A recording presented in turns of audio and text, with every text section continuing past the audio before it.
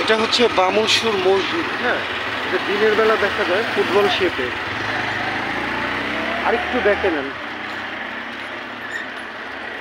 হ্যাঁ, বাস বাস বাস বাস। তো দাঁড়ান দাঁড়ান ভাই, আর নিয়েন না। হ্যাঁ, সো আরেকটু সামনে নেন তো, হালকা আরেকটু। বাস বাস বাস, হ্যাঁ ধন্যবাদ। So now I'm going to recite the moon prayer in front of the Bamunshur mosque. Under this mosque there is a graveyard, okay, of my grandfather. So let me recite the moon prayer first. Allahu Akbar hu Allahumma ahillahu alayna bil amane wal imane was salamate wal islame lima tuhibbutar da rabbuna wa rabbukallahu. O Allah, bless this moon with security, faith, peace and in Islam, and what pleases you and what our Lord Allah loves. Allah is our Lord and your Lord.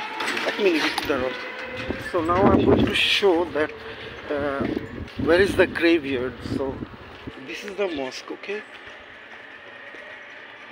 Okay, this is the mosque, okay?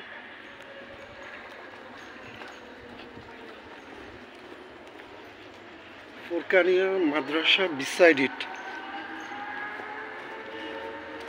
So you will see that this mosque, this place,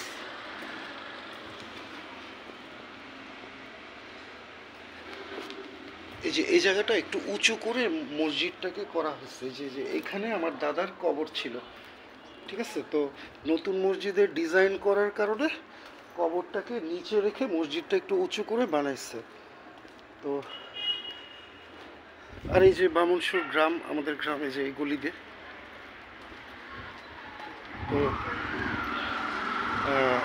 তো আমার দাদা ওই যে গোরস্থানের পাশে যে বড় জায়গাটা, ওইটা দিয়ে এখানে কবরের জায়গা কিনছে মসজিদের মধ্যে। হ্যাঁ, তো ওইটাই আমি বলতেছিলাম আরেকটা ভিডিওতে। তো এটা দেখাইতে পারছি, শুক্র আলহামদুলিল্লাহ। তো আমার দাদার নাম হলো কাশেম ব্যাপারী। আচ্ছা ভাইয়া, যান আপনি। হ্যাঁ,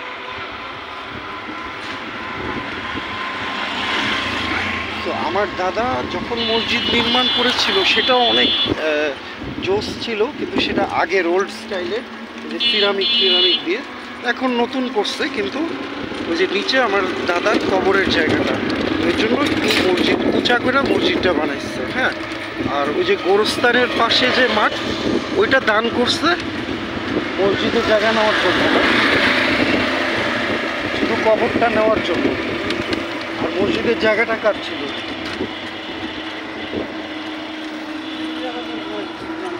বুঝতে পারছি। তো এই বিষয়টা নিয়ে আমি একটু কনফিউজ, কিন্তু যে মানে মসজিদ প্লাস কবরস্থানটা, ওইটা ওই মাঠটা দান করছে এই যে মসজিদে কবর নেওয়ার জন্য, এই আর কি।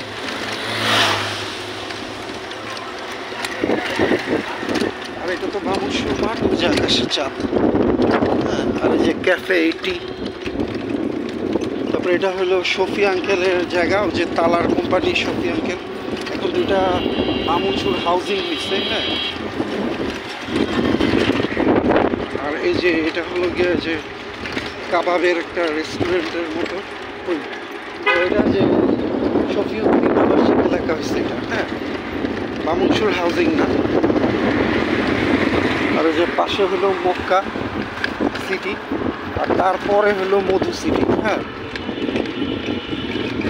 তো ওই যে এই যে এটা হচ্ছে গিয়ে এই যে ক্যাফে। তো ওই যে মধু সিটি যে বলে না, ওই যে মধু হাজি, তো ওই ওনাকে তো আমি ছোটোবেলায় আঙ্কেল বলতাম। হ্যাঁ, তো উনি যে ওই নৌকা চালাইতো, তখন ওই আঙ্কেল বলতাম আমি ওনাকে। ওইটাই দেখছি একদম ছোটোবেলায়, এরশাদের আমলে, আমার যখন বয়স ছোট। হ্যাঁ, তো উনি করতো কি, যে আমার আব্বুকে নৌকাতে নিত। আমার আব্বু ওনাকে তখনকার সময় 500 টাকা দিত, কারণ আমার আব্বা ওই জিগাতলা থেকে এই পারে আসতো অনেক কারণেই। আমার আব্বা একটু করতো, তো সে একটা ইন্ডাস্ট্রিয়ালিস্ট ছিল। আমাদের ফ্যাক্টরি ছিল ওই যে সোনারটনগর যে বউবাজার, ওখানে।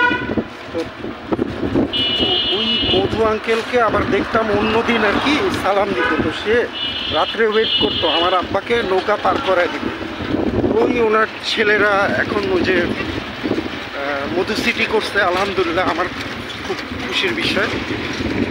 তো এটাই আর কি, এগুলি কিছু হিস্ট্রি। হ্যাঁ, এটা বললাম কারণ এই প্রসঙ্গে আসছে যে বিভিন্ন হাউজিং